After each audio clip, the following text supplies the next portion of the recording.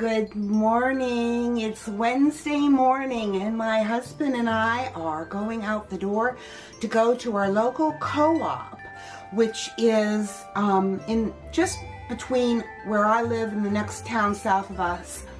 That they sell local feeds, they make feeds and all that good kind of stuff. And not that we have goats anymore. Don't know if you knew that. Yeah, we used to have goats. But we're gonna go and they have things for dogs. So we're gonna go and get some pig's ears and some pig's hooves so that they can have their stocking filled from Santa Claus. And anyways, we're gonna go on and do that, and I will talk to you throughout my day. Have a blessed one.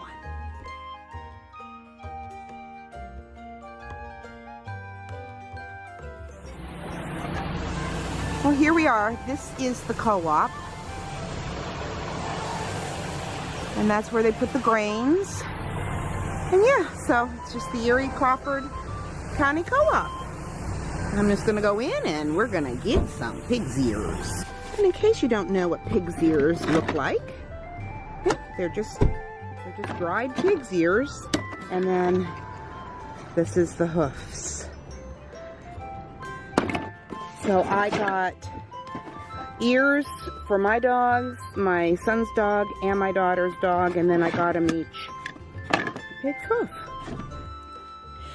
Well, we had to sneak in the back way through the mudroom door because Missy would have been able to smell them immediately since they're only put in a box. So that I could come in here, I could set them in here, and we could make sure the door stays shut so she doesn't come in here. So yeah, so now I have to get a Ziploc bag and a freezer one, and I have to put them in the freezer bag and put them up real high so that she does not see them or smell them. Or, yeah, there won't have anything to go in their stockings. So anyways, I just thought it was kind of funny, and I'd tell you that little story. I'll talk to you later. I have been sitting here trying to go through what it is that I still need to get to be totally ready for Christmas. And you know what? I am nearly there, but just bending down to get my list. Starting to feel a bit like Santa Claus, making a list and checking it twice. But yeah, I got a whole list here. And I thought I was doing so well. Maybe I'm not doing that well. But it's not too bad. Actually, there's one thing I can cross off, and that's the dog's treats, hooves, and ears.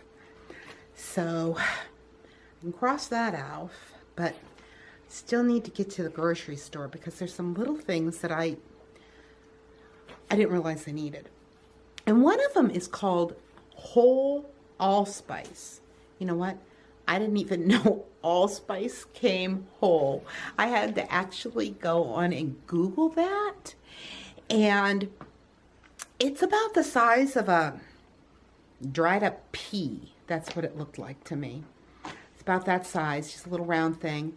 But I need to find that. And when I was at Walmart the other day, I looked, they don't even carry it. So when I came home, I looked it up at Wegmans, which is the grocery store that I like to go to here in town, or just down the road from us. And they do sell it. And I think probably, even though I looked while I was there, I don't think I understood what I was looking for. I really hope that they have it like their website says they do, because I need it. I'm making a punch. And it's actually, if you remember the song, Here We Go A-Wassailing, it's Wassail Punch. And I didn't know that that was a punch. But it's actually a warm punch. And it is cranberry juice, orange juice, apple juice, pineapple juice. Yeah, those 4 juices. And you add You have to add the allspice. I think you have to add sugar, and I believe you have to add cinnamon, and I don't really know, but I do have the recipe. I've never made it before, but you put it in your crock pot, and you just turn it on low for 4 hours, and you've got a warm punch. So I wanted to try that. I like trying new things. I thought that might be kind of fun. But other than that, I still need to...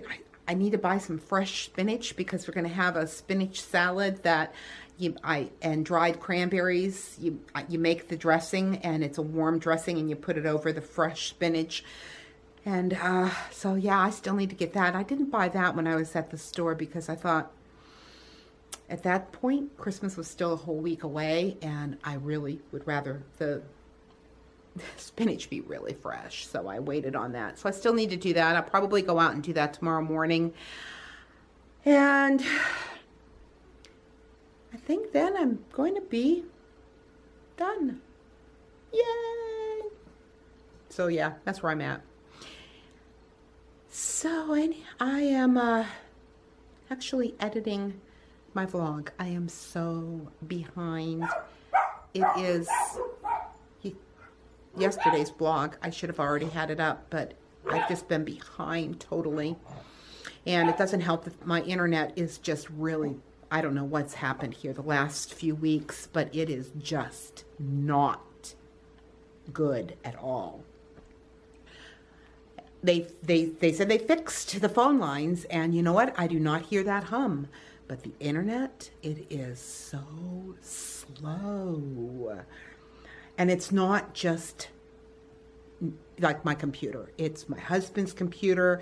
It's my husband's phone. It's the internet itself. We have DSL. That's all we have available to us. So there's not probably a whole lot I can do.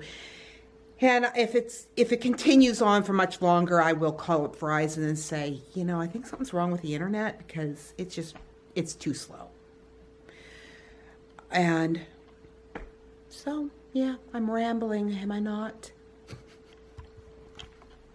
But I will talk to you after a little bit, and I hope you're having a great day. Good evening. I trust everyone had a very nice day. I just heard our forecast for Christmas, and it is supposed to be in the 40s with rain. Kind of disappointing. But it's going to be a relief to get rid of some of this snow. Tonight, I wanted to read from 1 Kings chapter 19, verse 12. And after the earthquake, a fire, but the Lord was not in the fire. And after the fire, a still, small voice. This is actually Elijah, and he is trying to hear from God. And it talks about how, you know, it thundered and he didn't hear God, and, you know, the mountains broke open and he didn't hear God. But that verse was after the earthquake, a fire, but the Lord was not in the fire. And after the fire, a still, small voice. That's when Elijah heard the Lord. Have you ever had trouble hearing God's voice? It's not surprising if your answer would be yes. I would have to raise my hand and say, yes, I have. See, the clatter of the world around us, as well as the clamor in our own thoughts, can muffle the clear and unmistakable sound of God speaking to us. Once the biblical prophet Elijah was deeply discouraged. Only after Elijah had stilled all the tumult of emotions could he hear God speak. In the silence of his soul, God's voice came as gently as a whisper, as tenderly as a kiss. In the stillness of His Spirit, God's renewing and encouraging and life-giving words brought restoration. Today, God speaks to us softly, with gentleness and compassion. In the stillness of our spirit, He whispers words of assurance. In the quietness of our soul, He murmurs expressions of love and affection. You won't have trouble hearing His voice when your mind and ears are tuned to Him and your inner distractions are gone. That's usually why we cannot hear God. There's just too much going on around us and too many thoughts going through our own head. Michael Card said this: God is with us in the midst of our daily routine lives, in the middle of cleaning the house or driving somewhere in the car. Often it's in the middle of the most mundane task that He lets us know He is there with us. We realize then that there can be no ordinary moments for people who live their lives with Jesus. We tend to look at the world and gauge what they're doing with what we are doing, and we see ourselves lacking. But that's not how you gauge your life. You gauge your life by exactly what Michael Card said.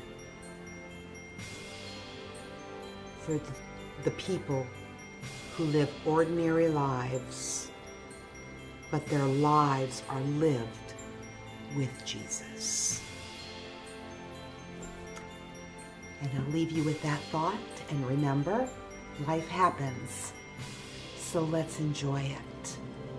Take care, and God bless.